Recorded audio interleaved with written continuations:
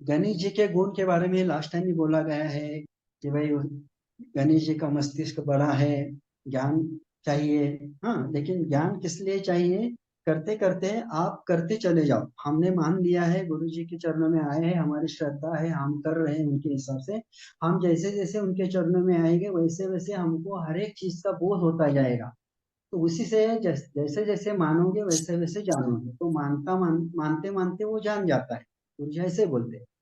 तो वही ज्ञान उधर से ही मिल जाता है। वो बोलते कि अपने शरीर की तरफ देखो तो सब सब चीजों का बोध हो जाता है। उसी तरह से जैसे कि मैंने उन गणेश जी के आंखें के बारे में लास्ट टाइम बोला था कि भाई आंख तीक्ष्ण है, हमारे कंसंट्रेशन बढ़नी चाहिए, सूक्ष्मता से देखना चाहिए, ऑब्जर्वेशन अपना उसी हिसाब से होना चाहिए। सुनने के लिए कान बहुत बड़े दिए हैं, तो सुनने की कैपेसिटी रखना चाहिए, ज्यादा सुनना चाहिए, कम बोलना चाहिए, और ऐसे सुनना चाहिए कि जो वो सामने वाले को हील करने के लिए मेरे लिए वो क्या काम आती है उसकी चीज। मैं तो पता नहीं, अभी स्थान पे कोई आता है तो बोल बोल बेटा क्या चाहिए, को क्या चाहता है बोल। तो जो चीज बोलना चाहता है वो नहीं बोलता जल्दी।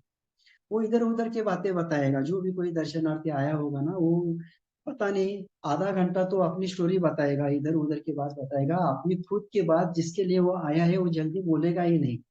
तो इसके लिए जो बैठा है गद्दे पे, वो इधर उधर से बात करके उससे वो बुलवाना चाहता है कि भाई तू क्या चाहत है तेरी।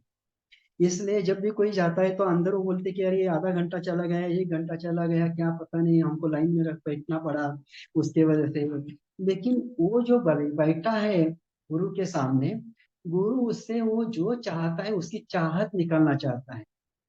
तो इसी टाइम में बहुत सारी बातें वो बताता है, तो जो मेरे लिए यूजफुल है उसको हील करने के लिए वो बात मैं रखता हूँ, बाकी बात मैं भूल जाता हूँ।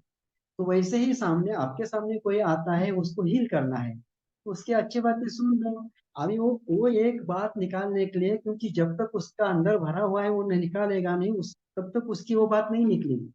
तब तक इसको बोलना चाहिए, अब ये बोल भैया जो भी बोलना चाहते हैं बोल। तो इसलिए वो बोलने का सुनने का भी हमारा, वो जो बोल रहा है उसको सुन लेने का भी हमारा कैपेसिटी बढ़ती है। इसलिए वो गणेश जी के कान की तरफ बोला गया है। और वो हमेशा वो बंद तल होता है ना ऐसा। तो उसका मतलब ये है कि भाई जो अनवांटेड है वो रखो, अनवांटेड है छोड़ दो। सूंड हिलती रहती है, हम हमेशा एक्टिव रहना चाहिए। ठीक है।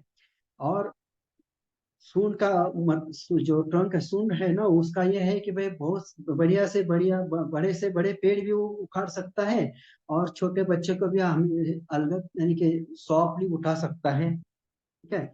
उसके बाद में उसका पेट है, पेट बड़ा है। जो भी कुछ बातें बताते हैं वो अपने अंदर ही रखनी चाहिए। भाई किसी ने आपने भरोसा करके कुछ चीजें बताई है तो भाई इसमें रख दो, किसी को खुला मत कर दो सबके लिए।